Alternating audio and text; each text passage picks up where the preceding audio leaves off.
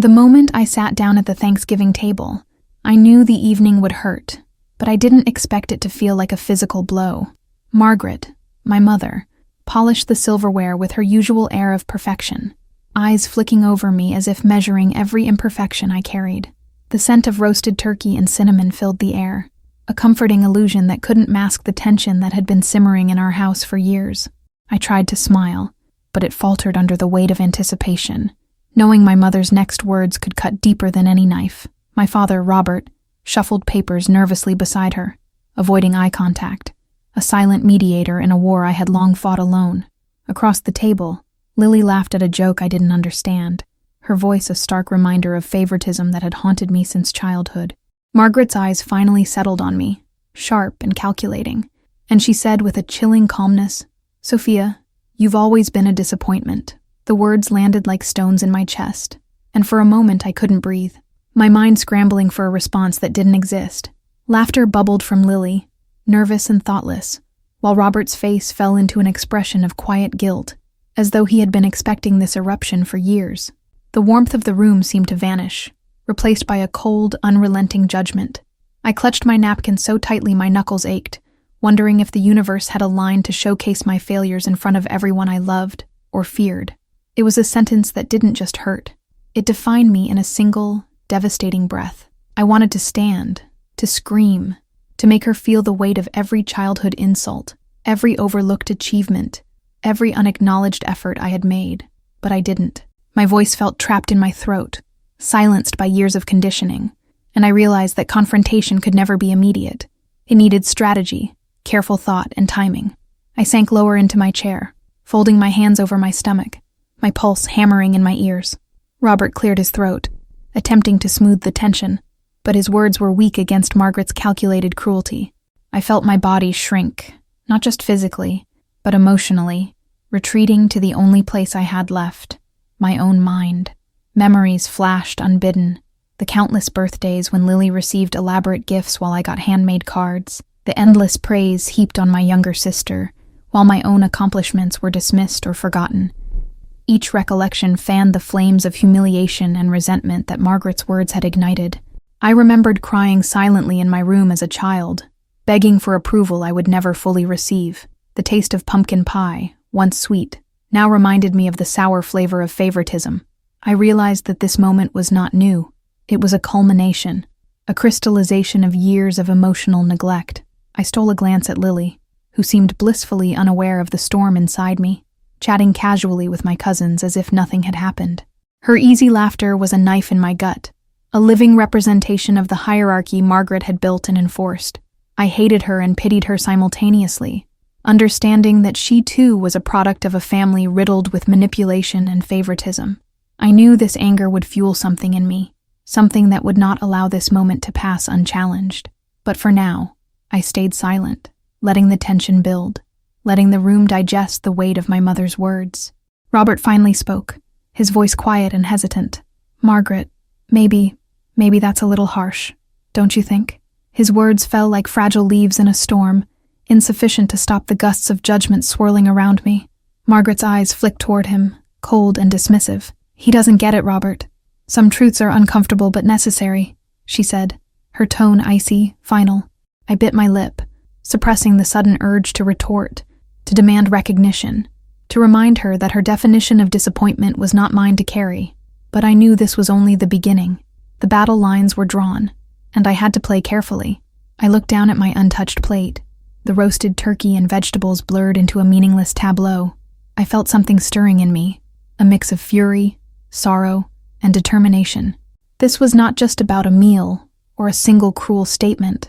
It was a reckoning, a challenge to the narrative Margaret had enforced for decades. I clenched my fists under the table, silently promising myself that I would reclaim my voice, my power, my dignity. The knife of her words had pierced me, yes, but I would transform the wound into fuel. And as the conversation around me continued, laughter and chatter masking the tension, I knew the night would end differently than anyone expected. As I retreated to the quiet corner of the living room, I felt the weight of Margaret's words press down on me like a relentless tide. The laughter and clinking of cutlery from the dining room faded into a dull hum, replaced by vivid memories I had tried for years to bury. I was 6 years old, sitting on the edge of my bed, listening to Margaret praise Lily for winning yet another school award, while I clutched a simple drawing, unnoticed and unvalued. The sting of rejection had seeped into my bones, shaping my sense of worth and carving scars I still carried. I had learned early on that silence was safer than confrontation, that invisibility was easier than disappointment. But as the years passed, that silence had become a cage, and Margaret held the key. I remembered the family vacations that felt like elaborate reminders of my failure. While Lily posed for photographs with radiant smiles, I slouched in the background, my presence barely acknowledged. Even Robert, gentle and steady as he tried to be, seemed powerless against Margaret's glare and relentless expectations. Every misstep, every small mistake, became a lesson in inadequacy, teaching me that I was never quite enough. Those moments, though long past, surged back now with brutal clarity, each memory a sharpened echo of the pain sitting across the table from me. I realized that Thanksgiving, with its forced cheer, was a stage for a recurring performance I had never auditioned for willingly. School achievements, friendships, and even small victories carried the same bittersweet weight. Margaret's words, meant to guide, had often shamed instead, leaving me questioning my every move. I recalled the time I won a regional art competition, only to hear Margaret whisper, "Not as good as Lily's last project." Even her praise came wrapped in comparison, and no victory was mine alone. I had grown used to feeling like a shadow, someone whose worth was measured only in contrast to another. Now, decades later, the sting of those lessons rose up to meet me, sharper and more insistent than ever. Lily had no idea of the internal war I fought daily. She had the ease of a favored child, protected and praised, while I tiptoed through life on eggshells, seeking fleeting acknowledgement that rarely came. I remembered my teenage years, sitting alone in the corner of our sunlit kitchen, hoping for a word of encouragement that never arrived. Every accolade she received was a quiet wound to me. Every good job, a reminder that I had to work twice as hard to receive even a fraction of attention. The house was never truly safe, never truly welcoming. It was a constant reminder of my place, second, unnoticed, unworthy. I thought of Ethan, my one constant ally outside the family. He had never judged, never measured my worth against anyone else. His unwavering belief in me was a salve for years of emotional bruises. When Margaret's words sliced through the air tonight, I felt a simultaneous rush of anger and gratitude. Anger for the pain inflicted, gratitude for the friendship that reminded me I was capable of more than their labels allowed. I realized that support could come from unexpected places, and that perhaps my rebellion would find its strength in alliances built on trust and care, rather than fear and expectation. Even as the memories crashed over me, I understood something fundamental. My mother's definition of disappointment was never absolute. It was subjective, rooted in her fears and insecurities rather than my reality. Each memory, though painful, revealed a truth I had been avoiding. I had endured, I had survived, and I had grown stronger than the constraints placed on me. The child in me, who had felt invisible and unworthy, was not gone. She was waiting, ready to rise and reclaim the voice she had been denied. And tonight, the stage of the Thanksgiving table would be the place where that voice finally demanded to be heard.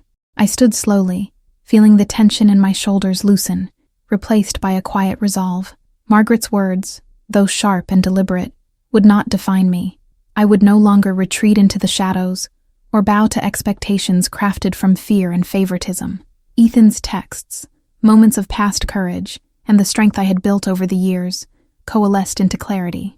This Thanksgiving, the memory of pain would fuel action, the scars would guide me, and the silence of my childhood would finally break. I moved toward the dining room, heart pounding, ready to face the storm I had long feared, but this time, on my own terms. I leaned against the kitchen counter, my fingers tracing the grain of the wood as I tried to calm the storm inside me. The anger that had erupted at the table mingled with a simmering resolve. I would no longer let Margaret's words dictate my sense of self. Ethan's last text blinked on my phone. "Remember, the night is yours to control. Choose your move carefully." I read it again, letting the simplicity of his advice anchor me. Tonight, I would reclaim my voice, but I had to plan carefully. Impulsiveness would only fuel chaos without direction. The thought of orchestrating a subtle, undeniable shift in power sent a rush of adrenaline through me. I studied the table layout, the way the seating had been assigned with Margaret's usual precision. Lily would sit center stage, basking in her mother's approval, while I would remain on the edge, relegated to quiet observation. But I realized that small changes could disrupt the expected order. Movement of plates, repositioning of chairs, a toast said at the precise moment, all calculated gestures to draw attention, not to myself, but to the truths I intended to reveal. The tiniest shift could alter perception and force acknowledgement.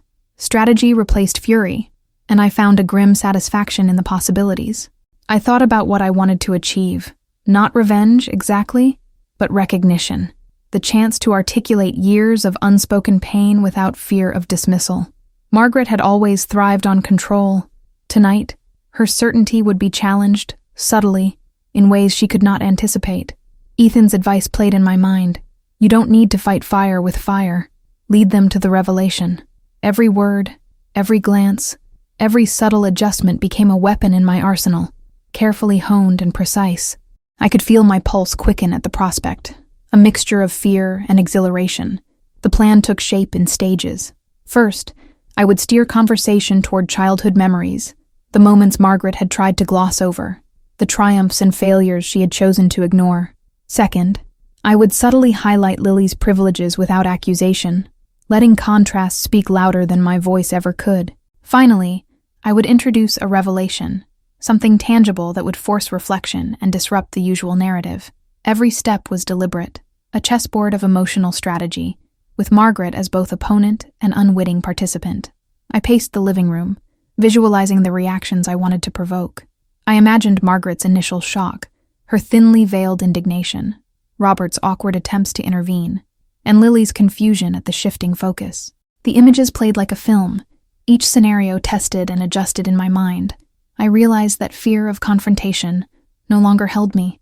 The long years of suppression had forged a resilience that surprised even me. The silent power of anticipation coursed through me, a thrill I had never felt at any family gathering before. Ethan called just as I was putting the final touches on my mental plan. His voice was calm, but probing, guiding me to clarify my intentions. "Sophia," he said, "don't make it about winning. Make it about truth. Let them see what they've overlooked, not just what they've done wrong." His words resonated deeply, reshaping my approach from defiance to revelation. I realized that tonight's victory would not come from anger, but from insight, and from allowing the family to confront their own blind spots. By the time I returned to the dining room, the preparations felt complete. Not the feast, but my internal readiness. My heart thumped with a mixture of anticipation and nerves, but I carried a quiet certainty that tonight, the narrative would shift. Margaret would no longer be the sole arbiter of truth, and I would no longer be silenced. I took a deep breath, letting the aroma of roasted turkey and cranberry sauce mingle with the adrenaline in my veins. Thanksgiving, once a scene of humiliation, was now a stage for reclamation, and I was ready to step into the spotlight. I moved quietly through the dining room, adjusting chairs and subtly shifting the silverware to catch Margaret's attention without making it obvious. Every small gesture felt like a signal, a prelude to the storm I was orchestrating. The warm glow of candlelight softened the edges of tension, but I knew it would soon sharpen with every word I carefully planted. Robert hummed absent-mindedly, pretending not to notice my movements, while Lily bounced in her seat, oblivious to the undercurrent of strategy beneath the surface. Each detail mattered: placement of glasses, timing of the napkin folds, even the position of the centerpiece. It all fed into the narrative I intended to unfold. Margaret glanced up, her eyes narrowing as if sensing a subtle shift in energy. "Sophia, why are you fidgeting? Focus on the dinner, not your theatrics," she said sharply, the edge of command in her tone unmistakable. I smiled faintly, masking the thrill beneath, knowing that tonight the balance of power was about to tilt. Lily giggled at her mother's admonishment, but I didn't falter. My plan was not to provoke, but to reveal, a slow, deliberate unveiling that would allow the truth to pierce the carefully constructed illusions of the family. The tension was a delicate thread I held in my hands, ready to pull at the perfect moment. I could hear Ethan's voice in my head, reminding me to stay calm and let the revelations speak for themselves. "Lead them gently, Sophia. Let them reach the realization on their own." I nodded internally, letting his words steady me as Margaret droned on about proper table etiquette and Lily's achievements. Every sentence from her became fuel for my strategy, a mirror reflecting the patterns of neglect and favoritism that had defined my childhood. I felt a quiet satisfaction in recognizing these patterns, knowing I could now subtly expose them without overt confrontation. As conversation flowed around the table, I began inserting small references to our past, moments that highlighted inequities without outright accusation. I mentioned a charity project I had led, phrasing it as a nostalgic memory, watching Margaret's eyes flicker briefly with discomfort. Lily's smile faltered as she noticed I was steering the dialogue, redirecting attention toward my contributions, my perseverance, my overlooked achievements. Robert's eyes softened as he observed, perhaps recognizing for the first time how long I had carried the weight of invisibility. Every glance, every carefully worded phrase, nudged the family closer to the confrontation I had been planning. Margaret, sensing the subtle challenge, tried to regain control, recounting Lily's latest school accomplishments with pride. I allowed her the space, nodding politely, but inside I was calculating the next move. My words would not be attacks, they would be revelations. I prepared a small anecdote from my childhood that mirrored Lily's accolades, but had been ignored or dismissed by Margaret. The story, once spoken, would cast light on years of neglect and force Margaret to confront her own biases and favoritism. The stage was set, the actors unaware of the script I held in my mind. I glanced at Ethan's text again. Breathe, trust the plan, you are ready. His encouragement grounded me, transforming my anxiety into focus. I felt the thrill of anticipation as the perfect moment approached, a balance between fear and exhilaration that electrified the air around me.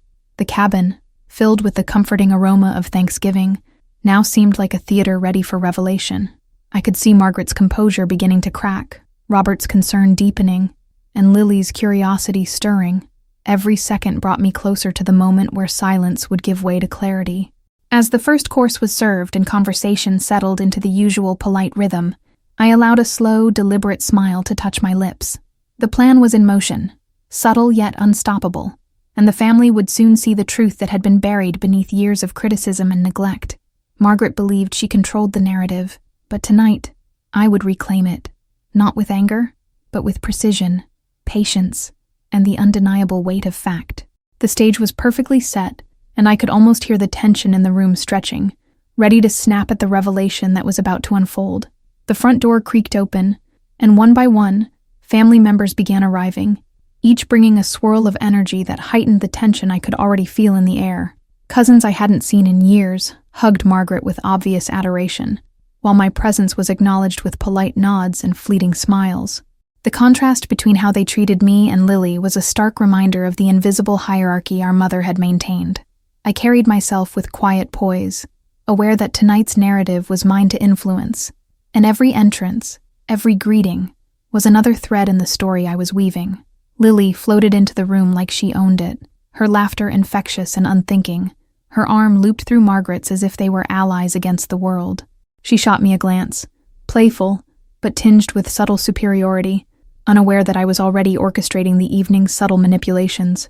Margaret beamed at her, eyes softening with approval, a sight that once would have crushed me, but now only strengthened my resolve. Robert offered his usual cautious smiles and quiet greetings, an observer caught between motherly authority and his own innate desire to keep peace. The dynamics were familiar, yet tonight, I could feel the invisible balance beginning to shift. I placed my coat on the rack with deliberate slowness, letting my presence register. Conversations hummed around me, a symphony of small talk that masked underlying tensions. I noticed the faint narrowing of Margaret's eyes as she caught me surveying the room, as though she sensed I was plotting something. My pulse quickened, excitement threading through the nerves in my chest. This was the prelude to revelation, the moment where subtlety would become power. Each smile I gave was a measured act, each glance a silent cue, signaling that tonight, the usual order would fracture. Robert approached me cautiously, leaning in with his soft voice. "Sophia, you're calm tonight," he said. I nodded, letting my composed exterior hide the storm of anticipation inside me. "I'm ready," I whispered under my breath, more to myself than to him. His eyes, filled with quiet understanding, gave a flicker of encouragement before he retreated to his place at the table. I felt a rush of warmth, knowing that even the smallest support mattered. The stage was set, and everyone was unknowingly walking into the tension I had meticulously cultivated. Margaret busied herself with greetings, handing food to cousins and directing small talk, her focus entirely on appearances. She had no idea I had already begun steering the narrative in my mind, crafting the precise moments when revelation and reflection would collide.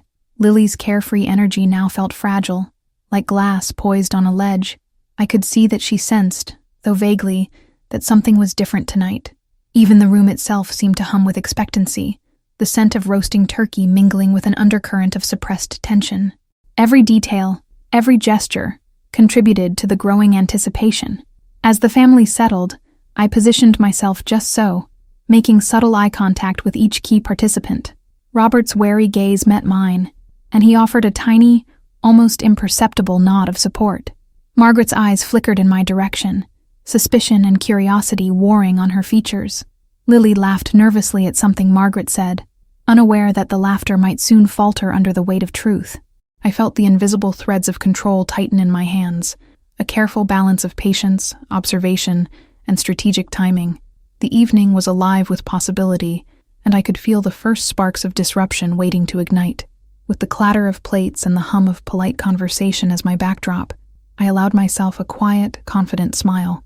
The family, completely unaware, was stepping into a web I had spun with careful precision. Every entrance, every greeting, every small interaction had been a piece of the puzzle, designed to set the stage for the first true confrontation. The tension that had always simmered beneath our Thanksgiving gatherings now pulsed visibly in the air. Tonight, nothing would remain hidden, and the evening would end differently than anyone expected, especially Margaret. Dinner had barely begun when Margaret's sharp voice cut through the polite chatter like glass. "Sophia, pass the stuffing, and try not to spill it this time, will you?" The words, casual in delivery but loaded with disdain, landed like a punch I hadn't anticipated so early. I felt my fingers tighten around the serving spoon, knuckles white with suppressed anger. Lily chuckled nervously, glancing at me as if unsure whether to sympathize or join her mother's subtle mockery. Robert's eyes darted between us, caught in that familiar tension where he wanted to intervene but feared inflaming the storm further. I forced a smile, letting the comment roll off like water, though inside I seethed. Every ounce of training in patience and strategy came to the fore. I could not let this derail the plan. The air seemed heavier, charged with the echoes of past insults, childhood slights, and years of silenced frustration. Each glance Margaret threw was a reminder of the countless times she had dictated my sense of worth, framing every misstep as proof of my inadequacy. I felt a pulse of determination ripple through me, a silent promise that this time I would not be the quiet victim. Lily, oblivious or willfully naive, continued her chatter, tossing compliments to Margaret as though she alone could earn her mother's affection. I let the sound wash over me, recognizing that her behavior was a product of years of favoritism, not malice. I reflected on my own suppressed feelings, realizing how long I had internalized the judgment and expectations that were never mine to bear. The contrast between my hidden resilience and her carefree confidence fueled a quiet, simmering fire within me. Tonight, I would not only survive, but subtly challenge the narrative that had haunted me. Robert's voice finally broke through the tension, soft yet firm. "Margaret, perhaps you could let Sophia speak about the project she's been working on." I caught his eye, a fleeting gesture of solidarity, and felt my resolve strengthen. Margaret's brow furrowed, a flicker of irritation crossing her features, but she remained silent. The table seemed to pause, breaths held in anticipation, as if sensing the first cracks in the facade Margaret had so carefully maintained. My heart pounded, the quiet thrill of empowerment threading through my veins. I spoke slowly, deliberately, recounting a small triumph from my work life, framing it with gratitude yet undeniable accomplishment. Each word was measured, drawing attention to what I had achieved without fanfare or approval. Margaret's eyes narrowed, an instinctive reaction to losing control of the narrative, while Lily's smile faltered, confused by the sudden focus on my successes. Robert leaned forward slightly, nodding, the first real acknowledgement I had felt in years. The room's atmosphere shifted imperceptibly, tension stretching but not snapping yet. Margaret, sensing the subtle challenge, attempted to regain dominance, her voice tight but controlled. "Well, that's interesting, Sophia, but I still think Lily's method was far superior." The words were familiar, predictable, and yet they ignited a storm I could no longer contain. I let a quiet, almost imperceptible smile curve my lips, recognizing that the plan was working. The first blow had been dealt, not by my words, but by the careful orchestration of attention, focus, and timing. The family began to sense that the usual order was unraveling. As the first course came to an end, I allowed myself a slow, confident breath. The tension at the table had shifted slightly, the invisible chains of judgment loosening, if only a fraction. Margaret's control, so long unchallenged, wavered under the weight of subtle truths I had introduced. Lily looked uncertain, curiosity mixing with frustration, while Robert's eyes glimmered with cautious pride. The first sparks of transformation had appeared, tiny but undeniable. Tonight, the narrative would continue to shift, and I was ready for whatever storm lay ahead. After the first course, I slipped quietly into the living room, seeking refuge from the eyes that seemed to follow my every move. The chatter from the dining room was a dull roar, and the soft clinking of cutlery became background to the storm gathering in my chest. I sank into the worn armchair, letting memories rise unbidden, each one a sharp reminder of years of quiet suffering. Margaret's words, still echoing, mingled with the familiar recollections of favoritism and neglect, forming a tempest of anger, hurt, and longing.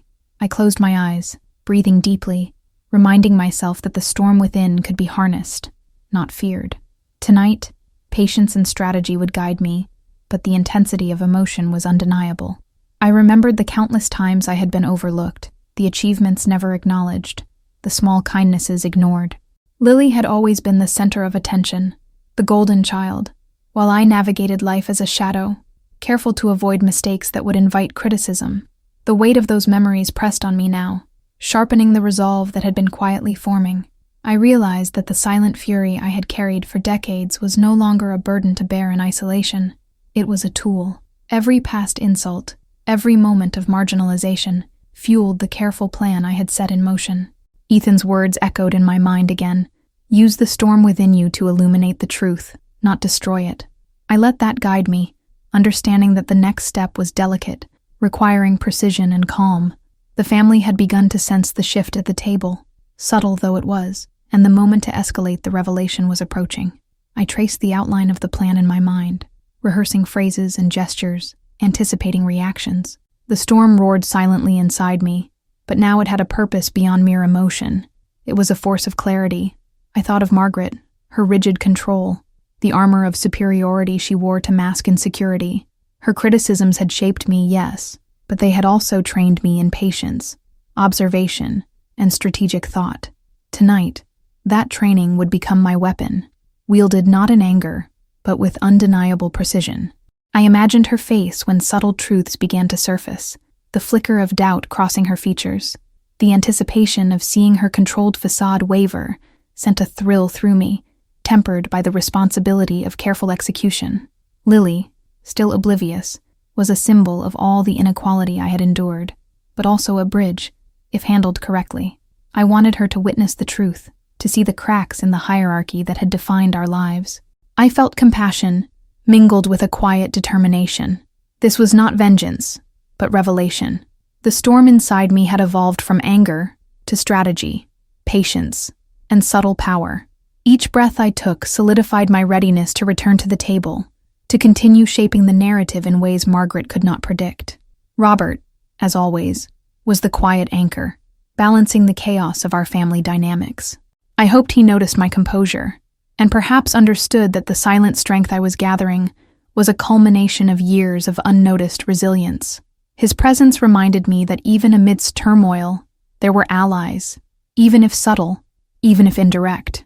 The storm could be shared, directed, and controlled with care, and Robert's understanding, though unspoken, reinforced my courage. I allowed myself a small, determined smile, knowing the next stage of the evening would be pivotal. Finally, I rose from the armchair, feeling the electric tension thrumming through my veins. The storm had been contained, channeled, and now it was ready to manifest at the table. The living room faded behind me as I walked back into the dining area, each step measured, each breath deliberate. The family, unaware of the silent tempest I carried, continued their conversations, oblivious to the shift in the undercurrents of control. Tonight, the storm would break, but on my terms. The subtle power I had cultivated would demand acknowledgement, and the narrative would finally tilt in my favor. Returning to the dining room, I let my movements appear casual, effortless, as if nothing had shifted within me. But the air hummed with anticipation, a tension the family had yet to recognize. I poured myself a glass of wine, careful to place it where Margaret would notice, a small but deliberate act signaling composure and confidence. Lily's eyes followed my every gesture, curiosity flickering as she sensed a new energy emanating from me. Robert's subtle nod reassured me silently, confirming that the first threads of my influence were already weaving through the evening. Every subtle gesture, every measured step, became a part of the narrative I was constructing, unseen but undeniable. I began steering the conversation toward family memories, recounting small, overlooked moments from our childhood, with a gentle tone that made them seem like innocent recollections. "Do you remember?" I asked softly. "The winter Lily got that art award, and I stayed up all night finishing my project to enter too." Margaret's gaze snapped to me, sharp and cold, while Lily shifted uncomfortably, sensing the shift in attention. I continued, letting the words flow like a quiet wave, revealing overlooked achievements without direct accusation. The room's energy changed imperceptibly, a subtle tension threading through polite laughter and murmured agreements. Margaret's lips tightened as she responded, attempting to redirect focus, but her voice carried a brittle edge. "Well, everyone has different strengths," she said, trying to minimize my words with her usual calculated detachment. I nodded politely, letting the comment hang in the air like a suspended note, knowing it would carry its weight without my intervention. Lily glanced at me again, a flicker of unease crossing her face, as though she suddenly realized that the equilibrium she had relied on was shifting. Robert's quiet observations gave me courage, the knowledge that he understood the careful balance I was maintaining. I highlighted subtle contrasts in tone, actions, and acknowledgement, never attacking but planting seeds of awareness. I always admired how organized Lily was, and I worked hard in my own way to achieve my goals too, I said, letting the phrasing remain neutral yet pointed. Margaret's frown deepened, the careful armor of control beginning to crack imperceptibly. Lily's usual laughter faltered, replaced by a small, uneasy smile, as if she were beginning to see what had long been invisible. Robert shifted slightly in his seat, the air between us thick with anticipation, each silent breath acknowledging the power of subtle revelation. I paused deliberately, letting the small anecdotes settle, allowing my presence to dominate the room without overt assertion. The family was beginning to feel the pull of my perspective, a gentle but firm force guiding the narrative toward truths long ignored. Margaret, sensing the change, tried to regain dominance with forced enthusiasm, recounting Lily's latest achievements, but her voice lacked its usual authority. I could see the tension in her shoulders, the faint quiver in her smile, as if the very foundation of control she had long relied upon was being undermined by quiet observation and subtle precision.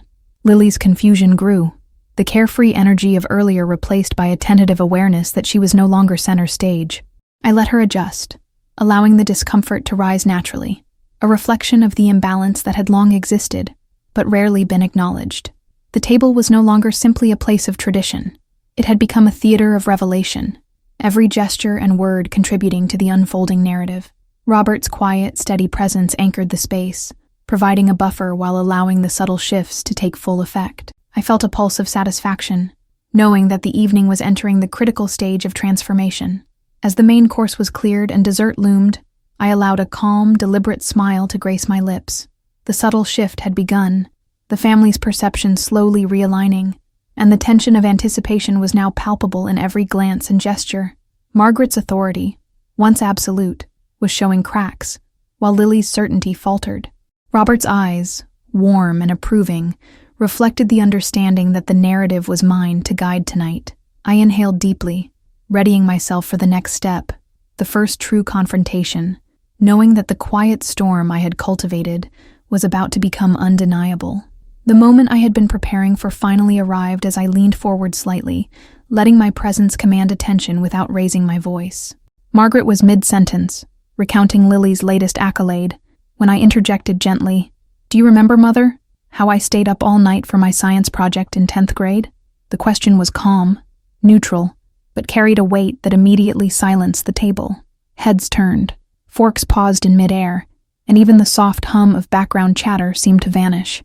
Margaret froze, eyes narrowing, sensing a subtle challenge she could neither ignore nor easily dismiss. Lily's smile faltered as she glanced at me, unsure whether to laugh or protest. "Sophia, that was decades ago," Margaret said, her voice clipped but attempting casual dismissal. I nodded politely, letting the words linger. "Yes, but it feels like yesterday," I continued, maintaining my calm tone, because it's part of the story I've carried quietly for years, without acknowledgement. Each word was deliberate, chosen to reflect the truth of my experience, without overt accusation. The room shifted imperceptibly, the subtle storm I had cultivated beginning to manifest. Robert leaned slightly forward, a quiet but supportive gesture that gave me courage. Margaret's lips pressed together, the practiced facade of superiority beginning to falter, as she realized that her control over the narrative was slipping. Lily fidgeted in her chair, a flicker of unease crossing her face, sensing for the first time the imbalance she had never considered. I allowed the silence to stretch, letting the weight of the years of neglect speak louder than any argument I could make.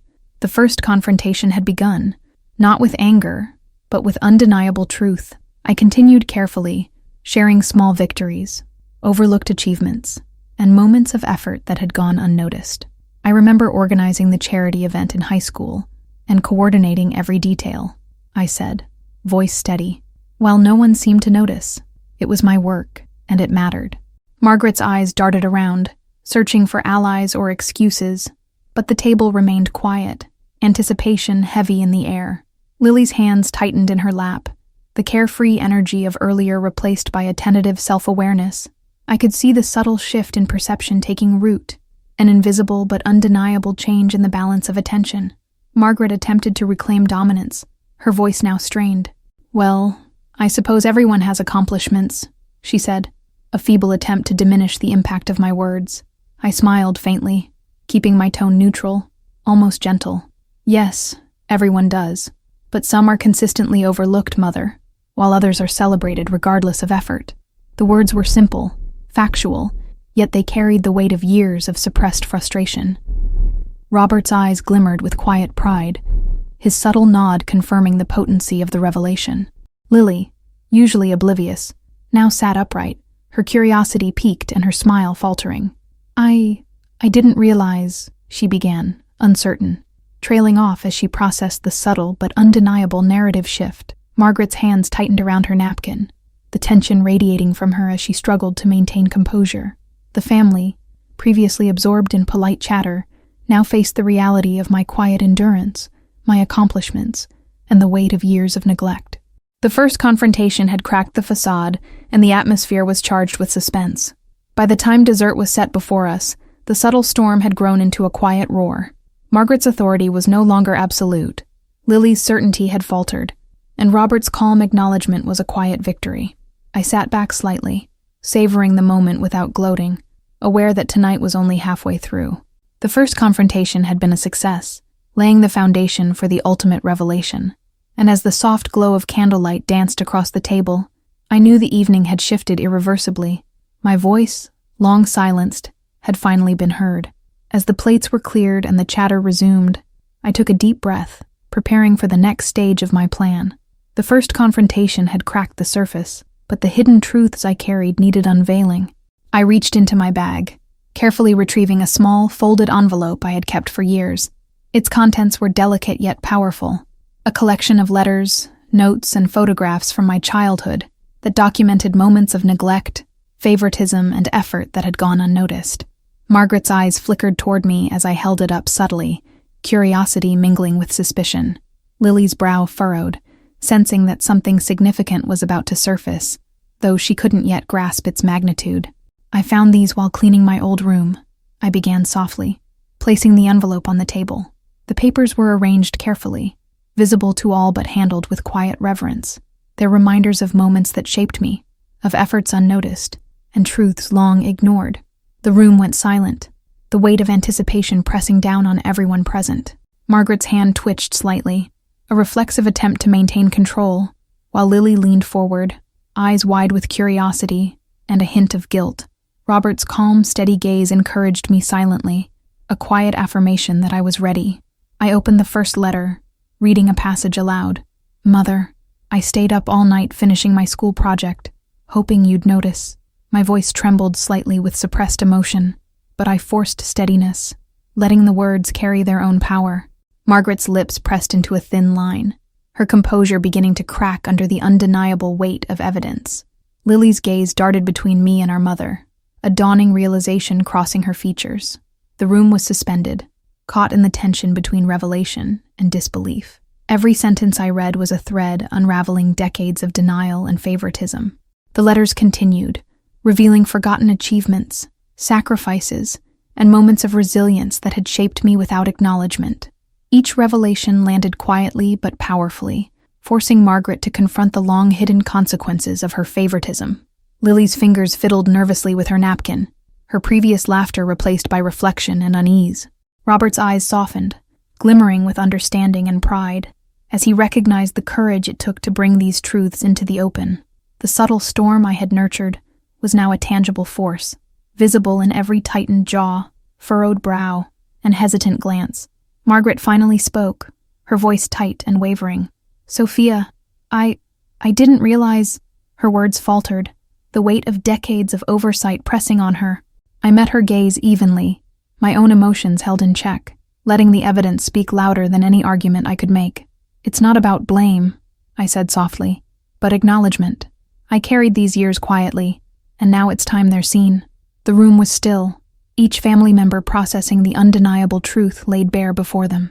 The atmosphere crackled with tension, reflection, and the raw vulnerability of unspoken history.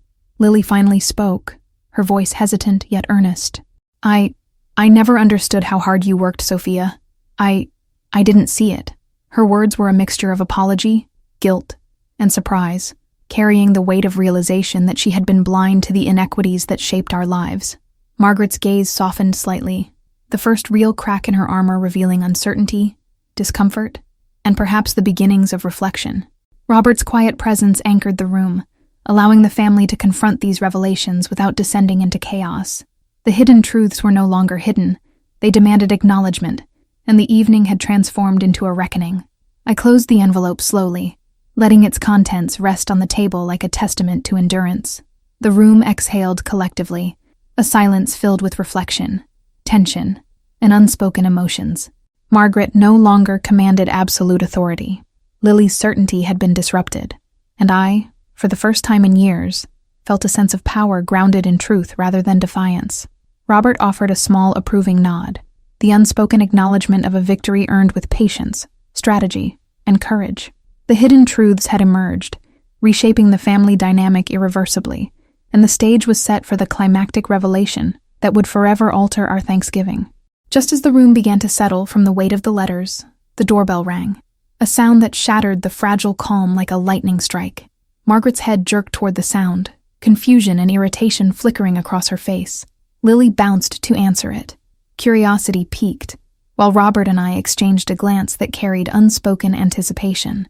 I had arranged this moment carefully, knowing the arrival of the guest would amplify the evening's tension and deliver the final jolt of revelation. My pulse quickened, a mixture of excitement and apprehension. Tonight, the family would witness the culmination of truth in its most undeniable form. The door swung open, and there he stood, Michael, my childhood mentor, the man who had recognized my talents long before anyone else, and the one who had guided me through moments Margaret ignored. His eyes, kind yet penetrating, scanned the room before resting on me. "Happy Thanksgiving," he said softly, yet the weight in his tone carried decades of connection, support, and silent witness to my perseverance.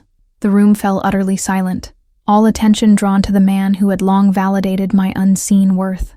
Margaret's lips parted, her surprise evident, while Lily froze mid-step, caught between curiosity and shock.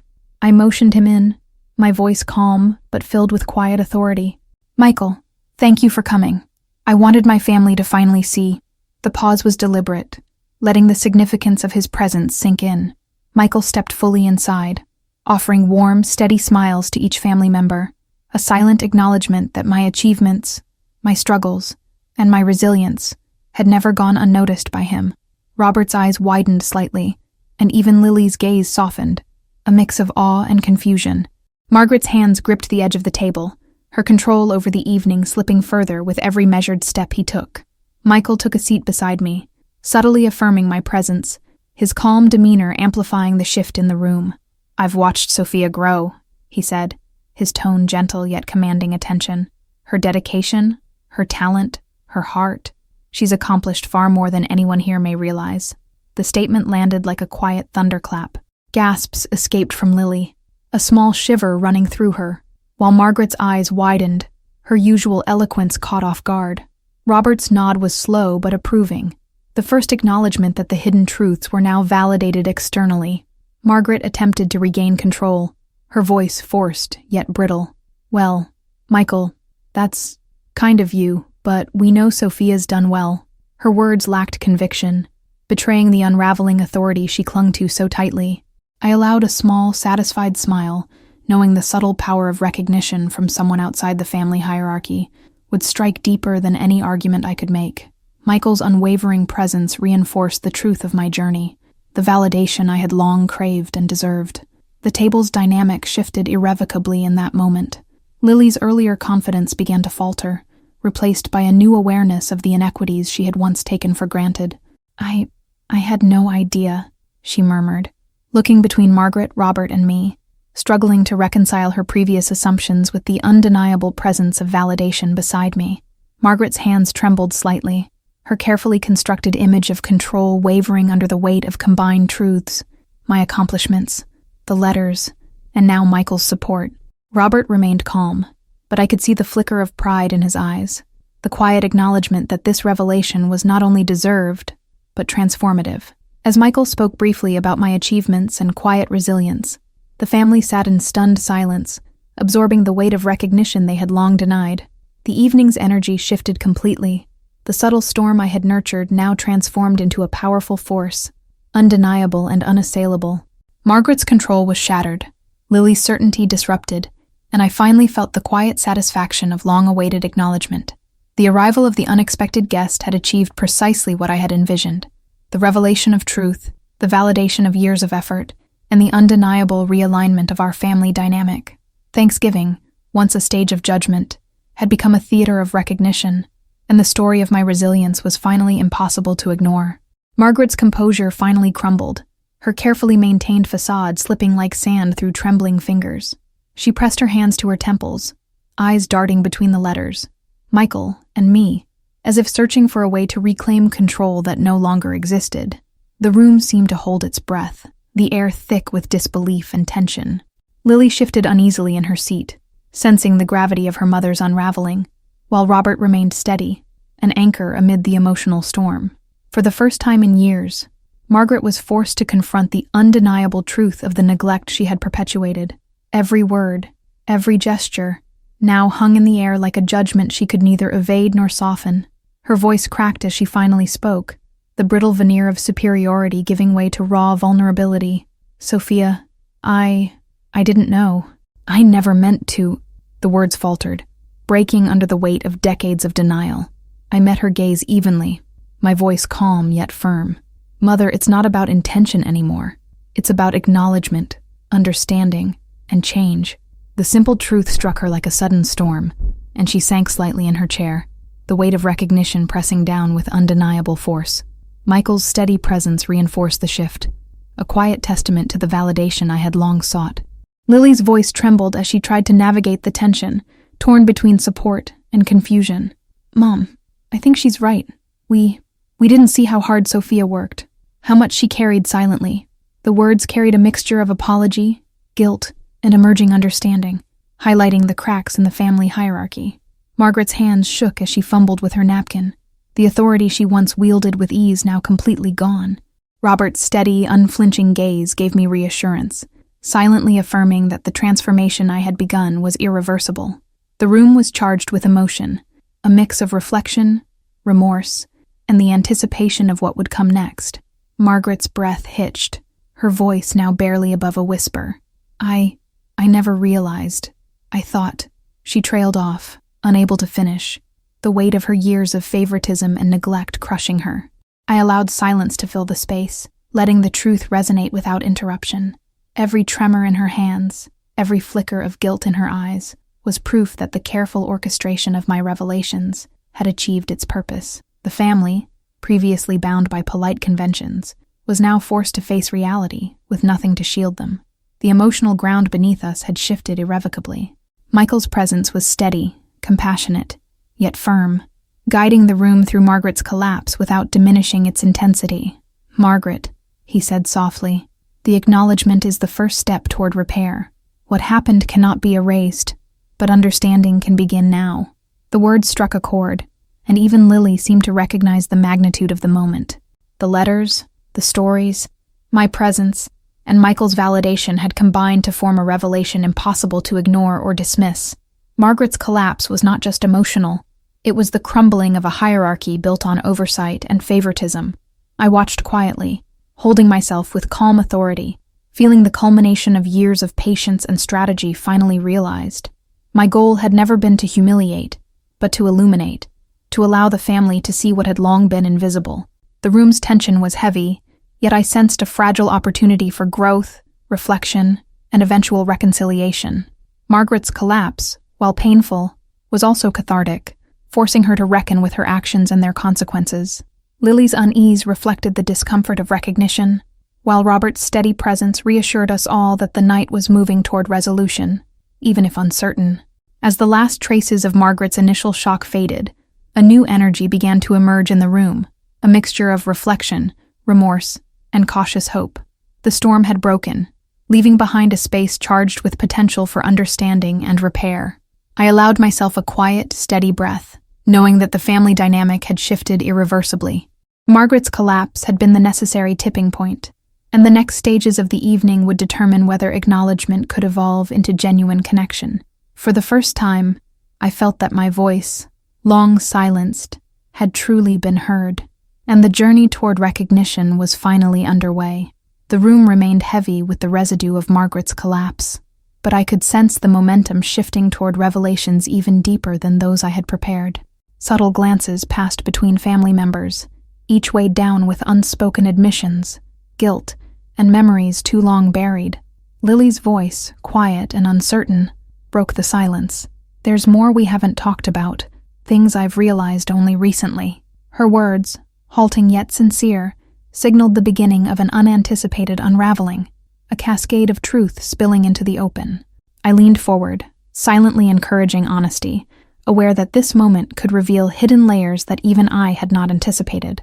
Margaret's trembling hands grasped the table as she tried to regain composure, her eyes darting nervously between me, Lily, and Michael. "What are you saying, Lily?"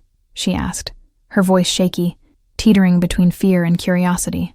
Lily hesitated, then exhaled sharply. I think we've all ignored how much Sophia carried, yes, but I also realize I've held on to resentment, assumptions, and secrets." The words hung in the air, heavier than the weight of the turkey on the table, as Robert and Michael listened intently, sensing that the truth was about to erupt beyond control. I felt a wave of anticipation mixed with apprehension. The revelations could shift the dynamic further than even I had predicted. "Go on," I said softly, my voice calm but insistent. Lily's eyes met mine briefly, and I offered a reassuring nod, letting her know that honesty would not be met with judgment. Slowly, she recounted moments of unconscious bias, unspoken anger, and choices that had caused fractures in our relationships. Her confession was tentative yet liberating, each word breaking barriers long held in place by pride and denial. Margaret's lips quivered, and tears glistened in her eyes. I thought I was protecting everyone," she whispered, her voice cracking with the burden of realization. "But I see now how I failed, how I prioritized appearances over understanding, and favoritism over fairness." Her words were raw, vulnerable, and for the first time in years, completely unguarded. Michael's steady gaze reinforced the gravity of her admission, offering support without judgment, validating the emotional depth of the moment. The room's atmosphere shifted again, from tension to a fragile, transformative vulnerability. Robert finally spoke, his voice quiet but firm. "It's been decades of silent struggles, misunderstandings, and assumptions," he said.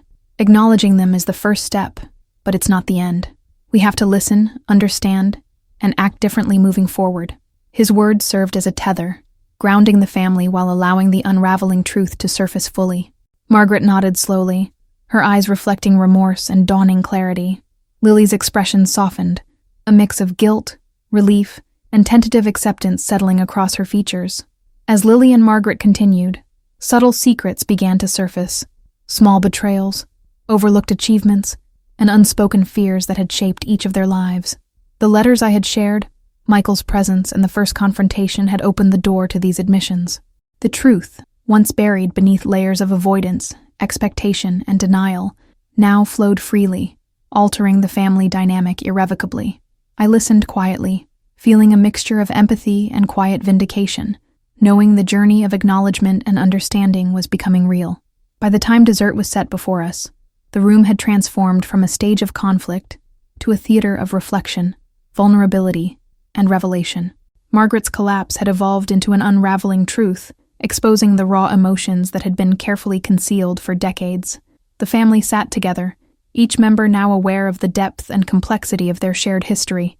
I felt the quiet satisfaction of years of strategy, patience, and courage culminating in this transformative moment. The evening, once weighed with judgment and silence, now pulsed with potential, a fragile but undeniable step toward genuine connection and reconciliation. Just as the room seemed to catch its breath from the unraveling truths, I felt the final moment approaching, the revelation that would forever alter the family's understanding of our history. I reached into my bag once more, retrieving a small sealed envelope I had hidden for years, heavier than the letters I had already shared. "There's one more thing," I said, my voice steady yet charged with anticipation. The family leaned in instinctively, curiosity and dread mingling on their faces. Margaret's hands gripped the edge of the table, white-knuckled, sensing the gravity of what was about to be revealed. Lily's breath caught in her throat, her eyes wide with a mixture of hope and apprehension. Robert's calm presence offered silent encouragement, a stabilizing force in the charged air. I opened the envelope carefully, revealing a series of documents, photographs, and a letter from my father, long believed estranged from the family. His words were deliberate, detailing actions, apologies, and intentions never communicated until his passing. "I wanted you to know the truth," I read aloud, voice trembling slightly despite my control, "that the decisions made years ago were never about neglect or favoritism, but about circumstances you weren't aware of." Margaret's mouth fell open, shock overtaking her previous defenses. Lily's hands trembled as she clutched the tablecloth, struggling to process the depth of the revelation. The room seemed suspended, caught between disbelief and dawning understanding. The letter explained a hidden story of sacrifice, financial strain, and unseen efforts to protect the family from ruin, decisions that had inadvertently fostered inequality and misunderstanding. Margaret's eyes filled with tears as she realized the burden she had misattributed to me was, in truth, the outcome of unseen forces she had never fully understood. Lily's expression softened, guilt and compassion intertwining as she processed the layered truths that had shaped our family. Robert's gaze met mine, a silent acknowledgement of the power of timing, patience, and courage that had brought this moment to life. The air was electric, thick with emotion, yet tinged with clarity. I placed the documents in the center of the table, letting them speak for themselves. "This changes nothing about our responsibility to each other now," I said softly, "but it explains much of the past we never fully understood." Margaret's tears flowed freely, the first unguarded emotion she had allowed the room to witness. Lily reached across, tentatively touching my hand, an unspoken acknowledgement of newfound empathy and understanding. Robert offered a quiet nod, his steady presence reminding us all that the path forward was open, even after years of silence and misunderstanding. The room held a rare stillness, filled with weight, grief, and a fragile hope. The revelation transformed the energy at the table completely. Margaret, stripped of her defensive armor, allowed herself to mourn the years of misjudgment, while Lily's youthful certainty softened into reflective compassion. Michael remained beside me, a calm witness to the unfolding truth, his presence reinforcing the legitimacy of the moment. Every word, gesture, and glance now carried profound significance. The culmination of years of silent endurance, careful planning, and strategic revelation had brought the family to a point of undeniable clarity. For the first time, the Thanksgiving table felt like a place of understanding, rather than judgment. Margaret's voice broke again, this time with unrestrained emotion. I can't believe it took this long to see clearly," she admitted, tears streaming down her face. Lily sobbed quietly beside her, processing a mix of regret, relief, and love that had previously been tangled with resentment. Robert exhaled slowly, grounding the emotional chaos, while Michael gave me a reassuring glance. I felt a sense of quiet triumph, not of vengeance, but of truth, reconciliation, and the enduring power of patience. The climactic revelation had succeeded, leaving the family stunned, humbled, and profoundly changed. As dessert was finally served, the room's energy softened, tempered by the gravity of the truths just revealed. Conversations resumed cautiously, yet now each word carried reflection, empathy, and a desire to rebuild fractured bonds. Margaret, Lily, Robert, and I shared moments of quiet acknowledgement, tentative but sincere, as if the air itself had been cleared by revelation. Michael's presence remained a steady anchor, a reminder of support and validation outside the family dynamic.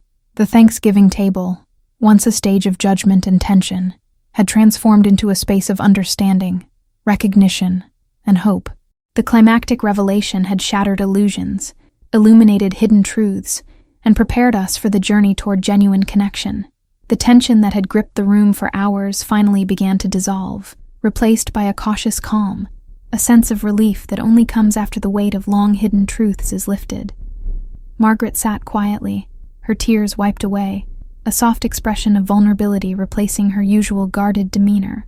Lily's hand rested lightly on mine, an unspoken bridge between past misunderstandings and present empathy. Robert's calm smile reassured us all, a gentle reminder that patience, honesty, and courage could heal even decades-old wounds. Michael remained seated beside me, silent support radiating from him, a quiet testament to the power of witnessing and validating one another's truths. The family, for the first time, seemed truly present, aware of the depth of shared history and the opportunity for transformation. I took a deep breath, allowing myself to feel the culmination of the evening's journey, the storm I had carried and channeled finally resting. Thanksgiving has always been about gratitude, I said softly, my voice carrying across the room. But tonight, I am grateful for understanding, for honesty, and for the chance to finally see each other clearly. Margaret nodded slowly, tears glinting in her eyes, while Lily exhaled, relief and reflection softening her usual energy. Robert leaned back in his chair, his presence steady, grounding the family as we collectively absorbed the weight and significance of what had been revealed. Michael gave a subtle nod, acknowledging that the night had unfolded exactly as it should. Margaret spoke next, her voice tentative but genuine. I see now, Sophia, how much I failed to recognize, how long I let misunderstanding guide my actions. I am truly sorry. The words were simple, but they carried decades of weight, and for the first time, I believed them. Lily added softly, I didn't understand before, but I do now. You've always been remarkable, Sophia, and I'm sorry it took me this long to see it. Even the smallest acknowledgments carried enormous significance, a ripple of healing passing through the room. The atmosphere, once thick with tension and suppressed emotion, now felt warm, fragile, and full of possibility. We lingered at the table, sharing memories both joyful and painful, weaving the past and present together with newfound understanding. The letters, Michael's presence, and the climactic revelations had not erased years of conflict, but they had transformed them into lessons of empathy and reflection. Margaret's hands rested lightly on the table, no longer gripping it in desperation, but open and receptive. Lily's laughter, tentative but genuine, returned slowly, a sign that connection could be restored. Robert's calm eyes reflected pride, relief, and hope. As the final slices of pie were served, I glanced around the table, noticing the subtle changes etched on every face. Margaret's expressions were softened, less defensive, more introspective. Lily's eyes were brighter, tinged with compassion rather than certainty. Robert exuded quiet reassurance, and Michael remained a gentle reminder that support could come from beyond the family. The air felt lighter, charged with recognition of what had been lost and what could now be rebuilt. I allowed myself a small, contented smile, savoring the rare moment of unity. I finally spoke, my voice calm, but imbued with emotion. Tonight wasn't just about Thanksgiving dinner. It was about seeing, understanding, and valuing each other for who we truly are. We can't change the past, but we can honor it by being honest and compassionate moving forward. Margaret nodded, tears shining in her eyes, while Lily squeezed my hand, a gesture of reconciliation. Robert offered a soft smile, silently confirming that the first steps toward healing had begun. Michael's presence, steady and reassuring, reminded us that validation and truth could forge bonds stronger than time or misunderstanding. The evening drew to a close with a quiet sense of accomplishment and peace. The weight of years of silent struggles finally lifted. Margaret, Lily, Robert, Michael, and I shared tentative yet sincere conversations, the laughter and reflection of a family beginning to truly connect. The hidden truths had been revealed, the past acknowledged, and the storm of emotions channeled into understanding. For the first time in decades, Thanksgiving felt complete, not because of tradition or ceremony, but because we had seen, recognized, and valued each other at last. And in that fragile, luminous moment, I realized that the long journey of patience, courage, and revelation had led us to something far more meaningful, a Thanksgiving reborn.